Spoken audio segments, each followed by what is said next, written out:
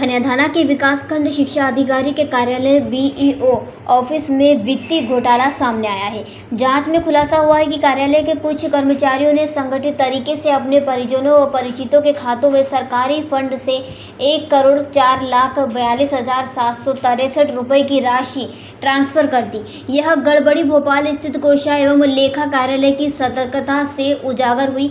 जैसे ही मामला उजागर हुआ, शिवपुरी कलेक्टर रविंद्र कुमार चौधरी ने त्वरित कार्रवाई करते हुए 4 सदस्यीय जांच समिति गठित की। जांच की जिम्मेदारी पिछोर एसडीएम शिवदयाल सिंह धाकड़ को सौंपी गई। वहीं बुधवार को 4 बजे एसडीएम ने बताया कि अभी जांच प्रारंभिक चरण में है, लेकिन 2 सूचियां प्राप्त हुई है। एक में 40 लाभार्थी और दूसरी में 20 स्थायी कर्मचारियों के नाम शामिल है। सभी के भुगतान बिलों की बारीकी से मिलान किया जा रहा है। 2018-19 से लेकर 2024-25 तक की अवधि के वेतन, मानदेय और एरियर भुगतान की फाइलों में हेराफेरी की आशंका जताई जा रही है।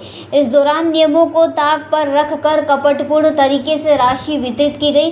जांच में दोष सिद्ध होने पर संबंधितों के खिलाफ कठोर कार्रवाई की जाएगी।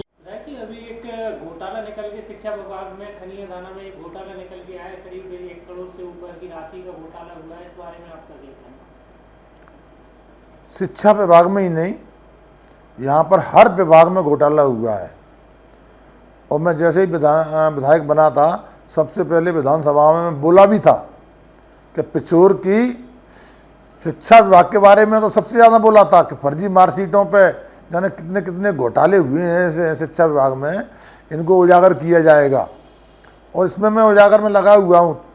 और मैं ऐसे एक नहीं, हर विभाग के घोटालों को उजागर करवाऊंगा। मैं सबकी विधानसभा में क्वेश्चन उठाऊंगा और सबकी शिकायत करके सबको उठाऊंगा, क्योंकि 30 साल जो घोटाले हुए हैं सामने तो आए। इनने अरबों करोड़ों अरबों रुपये के घोटाले किए हैं। और नहर का आपको पता पड़ ही गया होगा कैसे कैसे घोटाले किए हैं। सौरभ शर्मा का पता पड़ गया होगा ये पैसा कहाँ से आया है।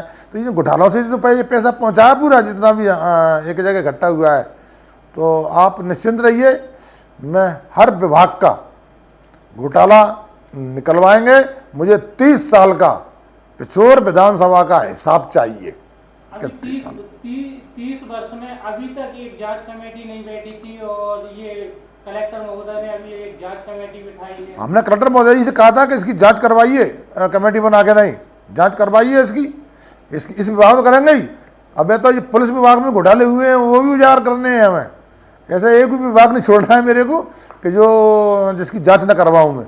यहाँ की जनता को इन घोटालों से आप देखना राहत मिलेगी लोगों को। आपने देखा होगा पहले बैंक का घोटाला कितना बड़ा हुआ था, किसान कितने परेशान हुए थे। बड़ी मुश्किल से महाराज सिंधिया जी और हमने कह के मुख्यमंत्री जी सारे विधायकों ने तब 50 करोड़ रुपए डलवाया है।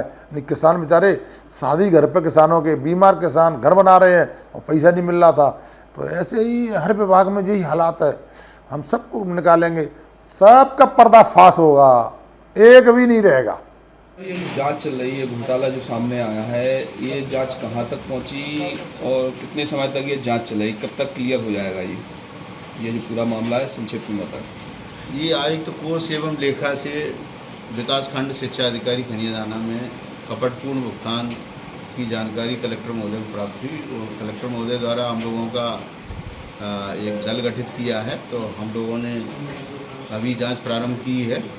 आज दूसरा दिन है और बिलों को हम लोग मिलान कर रहे हैं और अतिशीघ्र इसमें मतलब 2-3 दिन में हम लोग जांच कर लेंगे, क्योंकि बिल मिलने में थोड़ा सा टाइम मिल हो रहा है, इसलिए। कितने लोगों के होने की संभावना है इसमें? जो उसमें नाम दिए हैं हमें, उसमें 40 लोग क्या है, ये एक लिस्ट में 40 हैं और एक में स्थायी कर्मचारी हैं, उसमें 20 हैं। तो ये सभी के बिलों का जो उनको भुगतान हुआ है वो 18-19 से 24-25 तक है। तो उस अवधि के बिलों का मिलान करके और चेक किया जा रहा है कि ये वास्तव में उनका मतलब कोई मानदेय, वेतन या कोई एरियर वगैरह है। ठीक है, इससे हटके यदि है वो कपटपूर्ण भुगतान है, तो इसको उससे मिलान किया जा रहा है। क्या कार्रवाई हो सकती है?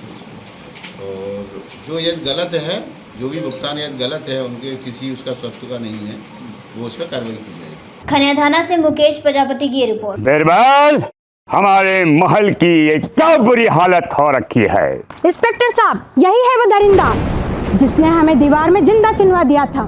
गिरफ्तार कर लीजिए इन्हें। अनार करे तुमको तो मैंने जिंदा दीवार में चुनवा दिया था, तुम बाहर कैसे आई? जहापनाह, मैंने तो आपसे पहले ही कहा था कि अनारकली को बाप जी एएससी ब्लॉक से अपनी दीवार में चुनवाते हैं, लेकिन आपने मेरी एक नहीं सुनी। अब भुगतो। बाप जी एएससी सीमेंट ब्लॉक्स, इसमें ना सीमेंट और रेत की जरूरत होती है, ना ही तराई करने की झंझट। लाल ईंटों के मुकाबले ये ज्यादा मजबूत, किफायती और फायदेमंद है, क्योंकि वाटरप्रूफ के साथ साथ ये साउंड प्रूफ भी है। काश मैंने अनारकली को बाजी ब्लॉक से बनी हुई दीवार में चुनवाया होता तो मुझे ये दिन नहीं देखना पड़ता। आप जहांपना जैसी मूर्खता न करें। अपने घर, भवन या मकान को बाप जी एएससी ब्लॉक से ही बनवाएं। बाप जी एएससी ब्लॉक्स, स्टील से मजबूती,